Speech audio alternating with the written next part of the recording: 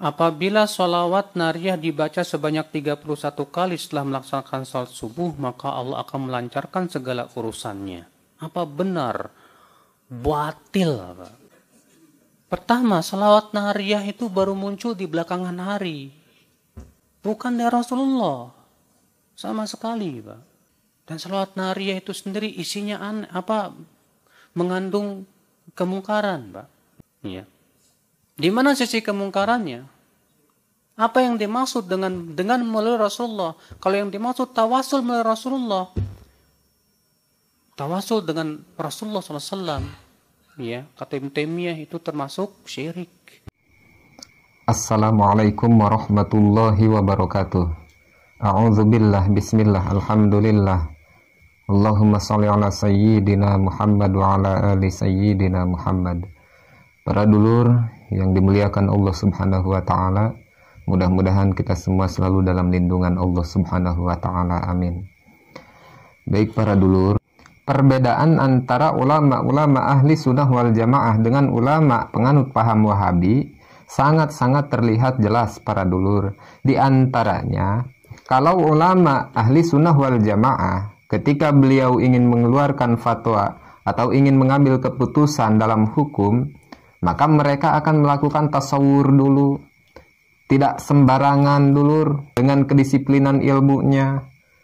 Mana yang harus diambil, yang sesuai dengan Al-Quran, yang sesuai dengan hadis, sesuai dengan ijma, sesuai dengan qiyas. Makanya ahli sunnah wal jamaah itu berpatokan di dalam hukum, didasari dengan Al-Quran, as-sunnah atau hadis, ijma' dan qiyas. Tapi kalau ulama paham wahabi mah, dia tidak memakai yang namanya ijma', dia tidak makai yang namanya qiyas pun dia tidak makai. Seolah-olah dirinya paling benar, seolah-olah dirinya paling pintar, sering berteriak, ayo kembali ke Al-Quran dan hadis, ayo kembali ke Al-Quran dan hadis. Padahal mereka membaca Al-Quran dan hadis pun dengan kitab terjemahan para dulur. Makanya sering sekali kita melihat atau sering sekali kita dipertontonkan fatwa-fatwa ulama penganut paham wahabi itu ketika mereka berfatwa, kita yang mendengar atau yang melihat fatwa ulama wahabi itu sering sekali tergelitik. Sering sekali pengen ketawa gitu dulur. Karena apa? Lucu, kacau, tidak didasari dengan disiplin ilmu. Contohnya yang ada di video tadi. Dia seorang ustadz berbicara di depan jamaahnya. Ketika ada yang bertanya kepada dia tentang fadilah-fadilah sholawat nariyah atau tentang sholawat nariyah, begitu entengnya dia berkata bahwa sholawat nariyah itu batil. Fadilah-fadilah yang terkandung dalam sholawat nariyah itu batil, tidak ada. Dengan alasan sholawat nariyah itu bukan bikinan baginda Rasulullah Sallallahu Alaihi Wasallam. Sholawat nariyah itu bukan dari Rasulullah Sallallahu Alaihi Wasallam. Iya memang benar, sholawat nariyah bukan dari Rasulullah Sallallahu Alaihi Wasallam, bukan. Sholawat nariyah itu dikarang oleh Syekh Muhammad Abdul Wahab At-Tazi Al-Maghribi, atau lebih dikenal oleh masyarakat kita itu Syekh Nariyah atau Syekh Tajiyah. Itu bukan dari Rasulullah memang. Kenapa Syekh Nariyah ini mengarang sholawat nariyah? Karena beliau itu sangat-sangat mencintai baginda Rasulullah Sallallahu Alaihi Wasallam. Ada yang mengatakan bahwa Syekh Nariyah ini masih golongan sahabat yang berada di zaman baginda Rasulullah Sallallahu Alaihi Wasallam. Dan beliau ini menyaksikan perjuangan baginda Rasulullah Sallallahu Alaihi Wasallam yang sangat luar biasa dahsyatnya, membela Islam, li'i'lai kalimatillah, dengan menyaksikan perjuangan baginda Rasulullah Sallallahu Alaihi Wasallam yang begitu sangat-sangat luar biasanya, maka Syekh Nariyah ini mengarang salawat nariyah gunanya untuk mendoakan baginda Rasulullah Shallallahu Alaihi Wasallam di dalam perjuangannya. Dikatakan Syekh Nariyah ini membacanya 4.444 kali. Dan ada lagi sumber yang mengatakan bahwa Syekh Nariyah ini adalah masih salah satu keturunannya baginda Rasulullah Shallallahu Alaihi Wasallam, dan dia seorang sufi, dia seorang arif billah, dia seorang ahli ilmu, dia adalah seorang solihin. Kenapa dia mengarang salawat nariyah? Semata-mata karena kecintaannya kepada baginda Rasulullah Shallallahu Alaihi Wasallam.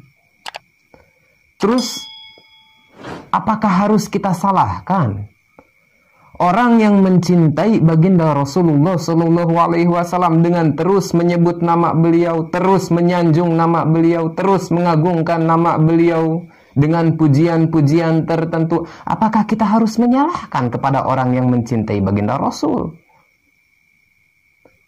Bukan hanya salat nariyah saja, misalkan orang Jawa menyanjung baginda Rasulullah SAW dengan bahasa Jawa, apakah harus kita kafirkan?